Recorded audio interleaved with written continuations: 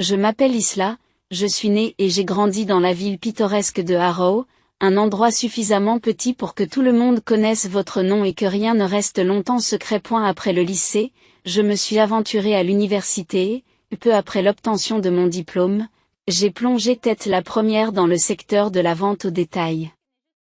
Ma passion n'était pas seulement de vendre des produits. Je me passionnais plus particulièrement pour la lingerie. Animé par cette passion, j'ai travaillé sans relâche et j'ai fini par devenir propriétaire d'une chaîne de magasins de lingerie allant des boutiques douillettes aux meubles haut de gamme. J'ai consacré ma vie à mon travail et j'y ai excellé. Cependant, malgré ma réussite professionnelle, je n'arrivais pas à me débarrasser du sentiment qu'il manquait quelque chose dans ma vie. C'est alors qu'Henri est entré en scène. Tout a commencé par un simple ping. Une demande d'amis de la part d'un homme vêtu d'un costume impeccable et au regard encore plus vif, d'après sa photo de profil. La curiosité a été piquée. J'ai accepté sa demande et j'ai rapidement découvert qu'il était avocat, ce qui expliquait le costume chic. Henri m'a contacté pour la première fois un soir, alors que j'étais occupé avec mes comptes, avec un message aussi simple qu'intrigant. Les textes qu'il m'a envoyés par la suite étaient pleins d'esprit et il avait le don de me faire rire après des journées longues et fatigantes. Nos conversations portaient aussi bien sur des sujets idiots, comme de terribles techniques de drague, que sur des échanges plus profonds et plus significatifs.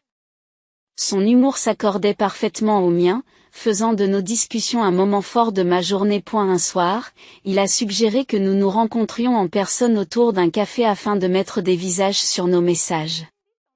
La première fois que nous nous sommes rencontrés, c'était dans un de mes cafés locaux préférés, connu pour son café corsé. Henri était encore plus impressionnant en personne que son profil professionnel ne le laissait supposer.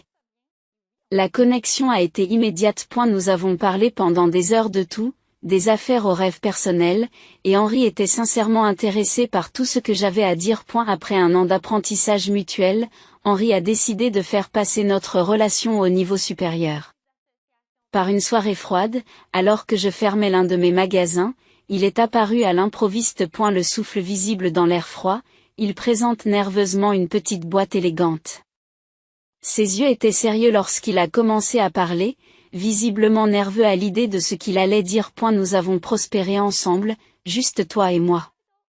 Récemment, il m'est venu à l'esprit qu'il était peut-être temps que nous envisagions de rendre notre relation permanente. Alors que je me tenais là, les clés du magasin encore dans ma main, Henri, avec cet irrésistible sourire de travers qui fait toujours battre mon cœur, m'a posé la question. Isla, épouse-moi. Arrêtons de tourner autour du pot. Je te veux à mes côtés pour toujours. Mon cœur battait la chamade dans ma poitrine, submergé par un tourbillon d'émotions. Le mariage, étais-je vraiment prête? Pourtant, en regardant ses yeux sincères, tout me semblait parfaitement aligné. Oui, murmurai-je, un mélange d'excitation et de nervosité dans la voix. Oui, je vais t'épouser. Cependant, l'expression d'Henri est devenue plus sérieuse. Il y a autre chose dont nous devons discuter, dit-il, le mot contrat de mariage me faisant l'effet d'une douche froide. Vraiment, Henri? Est-ce que c'est nécessaire? Il tenta rapidement de me rassurer, me prenant doucement les mains pour calmer mes tremblements. Isla, ce n'est pas une question de confiance. C'est une question pratique. Surtout compte tenu de ma carrière d'avocat. J'ai assisté à trop de séparations difficiles pour ne pas être prudent. C'est une question de protection pour nous deux. De quel type de protection parlons-nous ici? Ai-je demandé. Un mélange de curiosité et d'inquiétude dans ma voix. Henri sort quelques documents de sa mallette. C'est simple. Si l'un d'entre nous s'égare, le tricheur abandonne ses biens à l'autre. C'est simple et juste. Tu sais que je ne te trahirai jamais, Isla. Ce n'est qu'une précaution. Prenant une profonde inspiration, j'ai essayé de tout assimiler. La proposition romantique se mêlait maintenant à la réalité des considérations juridiques. Ce n'était pas le scénario de fiançailles que j'avais imaginé. Mais la vie avec Henri était pleine de surprises, et peut-être n'était-ce là qu'un autre chapitre unique. En regardant les papiers, puis en le regardant à nouveau, j'ai vu qu'il était sincèrement sérieux. D'accord. Je vais y réfléchir.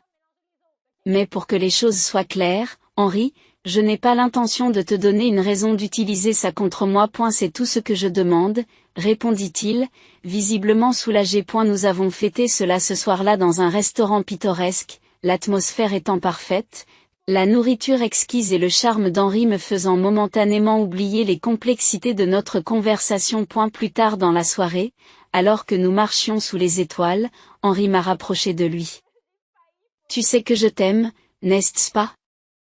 Aucun document ne peut changer cela. J'ai posé ma tête contre sa poitrine. Je sais, Henri, je t'aime aussi. Faisons en sorte que ce contrat de mariage ne se mette pas entre nous. D'accord? Il m'a embrassé sur le front. Quelques jours plus tard, après avoir consulté mon avocat. J'ai signé le contrat de mariage. Cela m'a fait bizarre de signer quelque chose d'aussi centré sur la fin potentielle de notre relation alors qu'elle venait à peine de commencer. Mais l'amour est un pari, et j'ai tout misé, espérant que ma foi en Henri était bien placée. Nous étions le couple que tout le monde admirait, partageant toujours des rires et des chuchotements secrets lors des réunions. Mais au fil des mois, des changements subtils ont commencé à apparaître, un froid progressif s'est installé entre nous, laissant entrevoir des problèmes plus profonds qui n'avaient pas encore fait surface. Plusieurs semaines après notre virée shopping, je me suis retrouvée à parcourir une collection de parfums dans une parfumerie, engageant une conversation légère avec un responsable des ventes sur les différentes senteurs. Après notre départ, Henri semblait visiblement contrarié. Alors que nous nous éloignions du centre commercial animé, il m'a interrogé vivement. Qui était-ce? Confus par son ton, j'ai répondu que c'était juste le vendeur. Je me renseignais sur les parfums.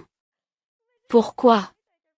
A-t-il répondu sèchement, le regard perçant. Tu avais l'air de beaucoup l'aimer, accusa-t-il.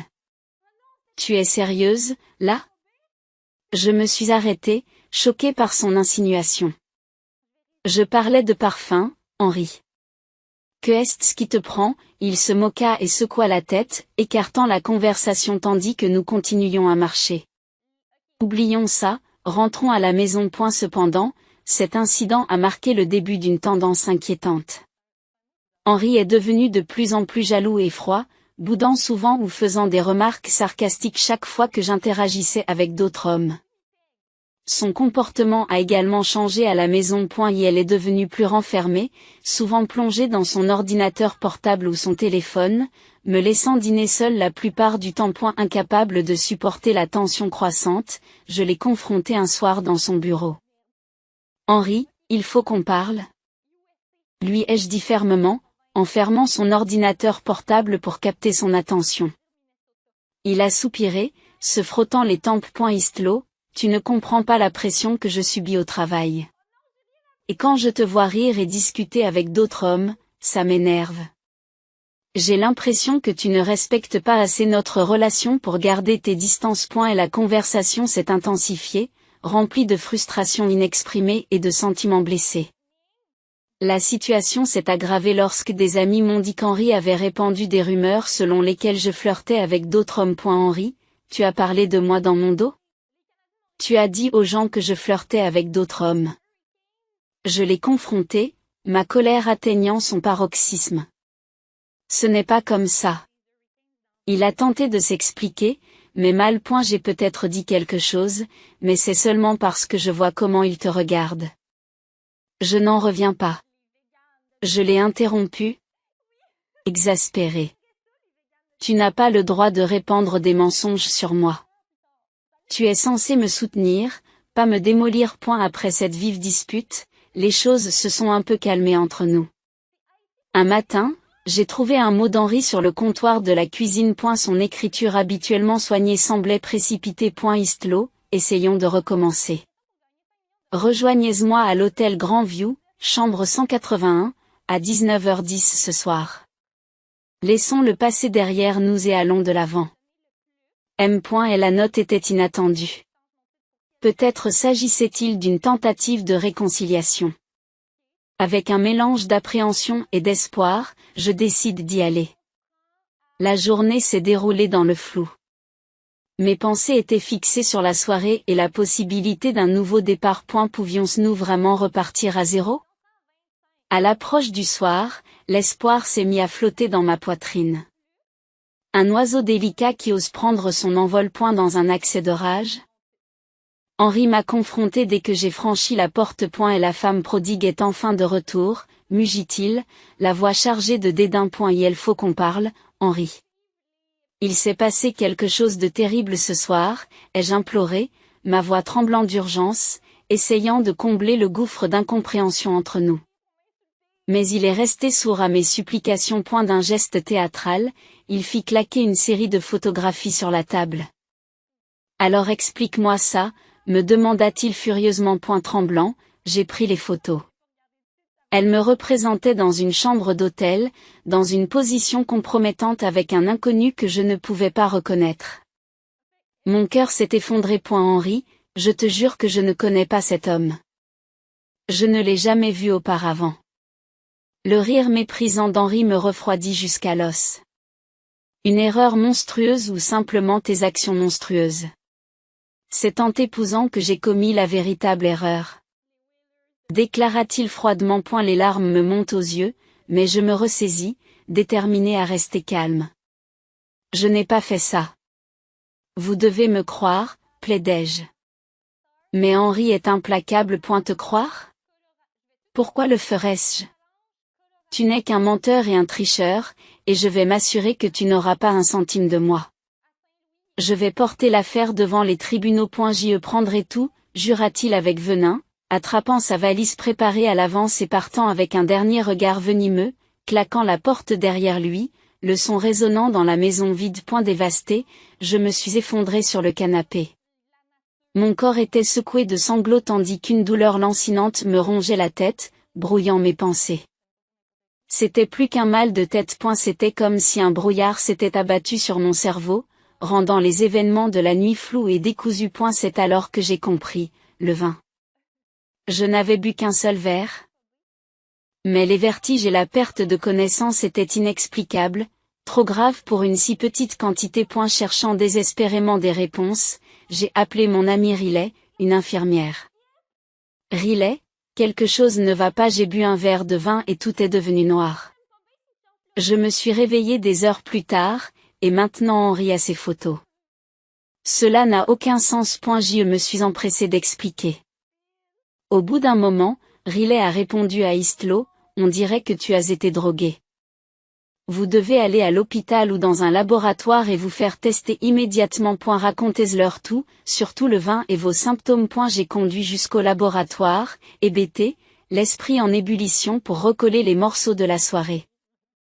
Au laboratoire, j'ai raconté mon calvaire au technicien, qui a solennellement prélevé plusieurs flacons de sang pour les analyser. Quelques jours plus tard, une lourde lettre d'Henri a atterri avec un bruit sourd sur le pas de ma porte.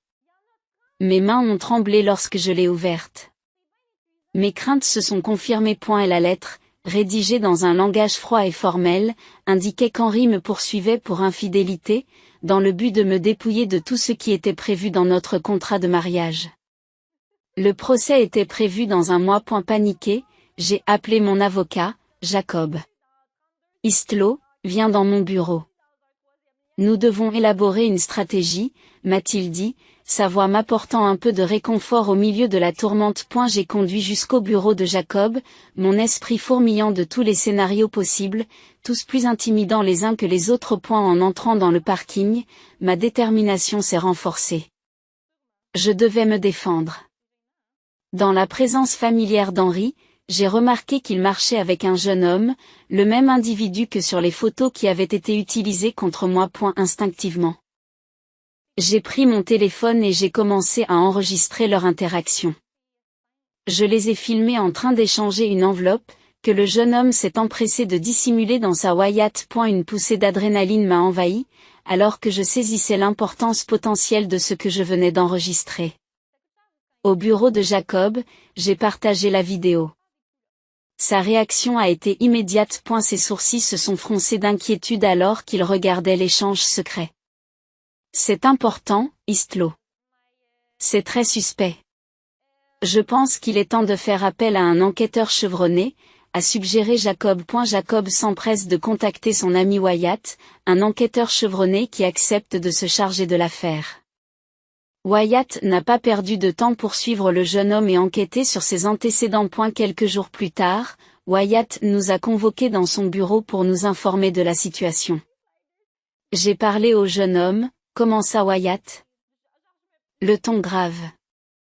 Il m'a révélé qu'il s'agissait d'un acteur malchanceux, engagé par mon mari pour se faire passer pour un de mes proches. Il a même révélé que mon mari avait tout orchestré, y compris me droguer. Alors que nous discutions, un courriel a retenti sur mon téléphone. Il s'agissait des résultats de ma récente prise de sang. En ouvrant la pièce jointe, mon cœur a battu la chamade lorsque j'ai lu les résultats, positifs à un puissant sédatif, confirmant les conclusions de Wyatt. J'ai tendu mon téléphone à Jacob, qui a lu les résultats et a levé les yeux, son expression se raffermissant avec détermination. Istlo, c'est la preuve dont nous avons besoin. Non seulement nous pouvons vous défendre avec ça, mais nous pouvons aussi affronter Henry efficacement. Déclara-t-il, suggérant que nous gardions tout confidentiel jusqu'à la date du procès pour prendre Henry au dépourvu. Une semaine s'était écoulée depuis l'incident, et j'étais de retour dans mon magasin de lingerie, essayant de me distraire de l'imminence de la date du procès. C'était un après-midi ordinaire jusqu'à ce qu'Henry apparaisse et me présente Nova, sa nouvelle fiancée. Et elle se vantait de leur fiançailles, même si son sourire n'atteignait pas tout à fait ses yeux. Nova, qui semblait trop jeune et peut-être naïve quant à la véritable nature d'Henry, me regardait avec un mélange de curiosité et de scepticisme. Henry n'a pas pu s'empêcher de me provoquer, affirmant qu'il allait bientôt devenir propriétaire de mon magasin. Nova observait tout cela avec un doute croissant. Malgré mon envie de la mettre en garde, je me souvins du conseil de Jacob de garder le silence jusqu'à l'audience, alors je me contentai d'un sourire retenu et rétorqué.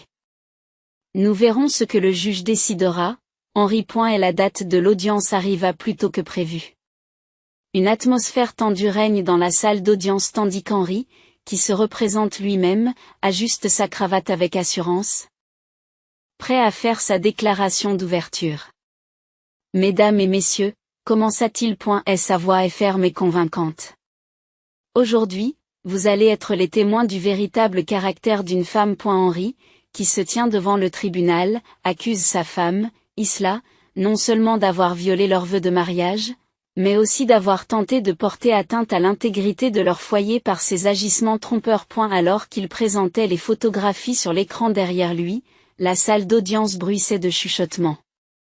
Il affirme qu'Isla a trahi son engagement de fidélité et présente des images prises dans une chambre d'hôtel qui suscitent des murmures dans l'assistance. Pendant plusieurs mois, Henry a enduré le supplice de soupçonner l'infidélité d'Isla.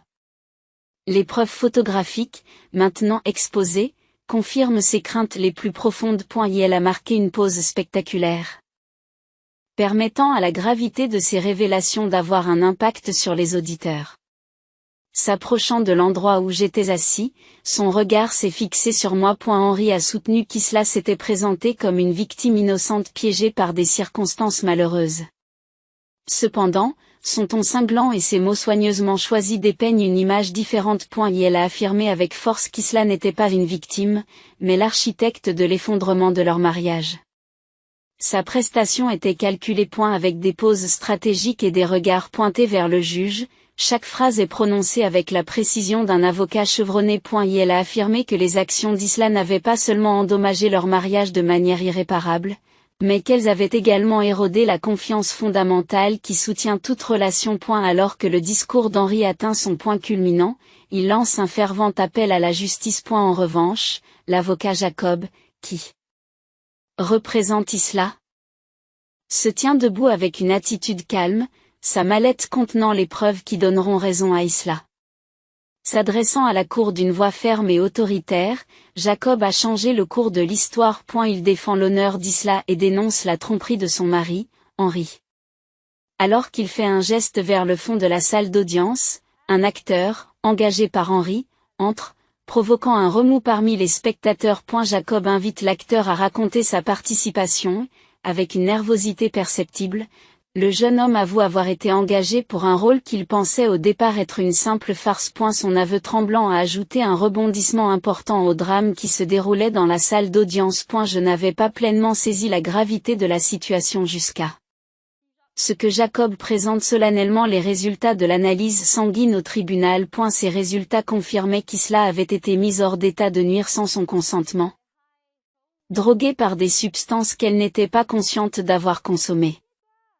La salle d'audience résonne de murmures, car tout le monde commence à comprendre la gravité des allégations. Jacob, d'un ton sévère, explique alors que ce n'est pas la première fois que M. Clark utilise des tactiques aussi sournoises. Il a méticuleusement détaillé les preuves des précédents mariages d'Henry, montrant un modèle de comportement qui l'a toujours conduit à gagner de l'argent aux dépens de ses ex-femmes. Lorsque Jacob a conclu son argumentation, l'impact des preuves était indubitable. Il a demandé au tribunal non seulement de rejeter les demandes frauduleuses contre Isla, mais aussi de lui accorder une juste compensation pour les épreuves qu'elle avait endurées. Le juge a examiné attentivement les preuves présentées avant d'annoncer son verdict, donnant raison à Isla. Le contrat de mariage a été annulé. J'ai ressenti un grand soulagement, mes yeux se sont remplis de larmes. Non seulement à cause de la victoire juridique, mais aussi parce qu'Isla avait obtenu gain de cause. Le juge a ensuite accordé à Isla $600 000 et $10 de dommages et intérêts. Le visage d'Henry est devenu pâle, son avenir s'est brisé devant lui. Et sa fiancée, qui se trouvait dans la salle d'audience, est sortie brièvement, puis est revenue pour me remercier d'avoir fait éclater la vérité, avant de quitter Henry pour de bon. Et la nouvelle du procès s'est rapidement répandue, les détails sensationnels faisant la une des journaux. La réputation professionnelle d'Henry s'est effondrée. Il perd sa licence d'avocat. Cette révélation a encouragé ses ex-femmes à le poursuivre en justice, révélant une histoire de tromperie qu'il a laissé financièrement et socialement en faillite. Un soir, alors que je fermais mon bureau, regardant le soleil couchant projeter de longues ombres sur le sol, j'ai réfléchi à cette épreuve. Ce fut un combat difficile, parfois empreint de désespoir et d'indignité, mais qui témoigne de la résilience et de la poursuite de la justice.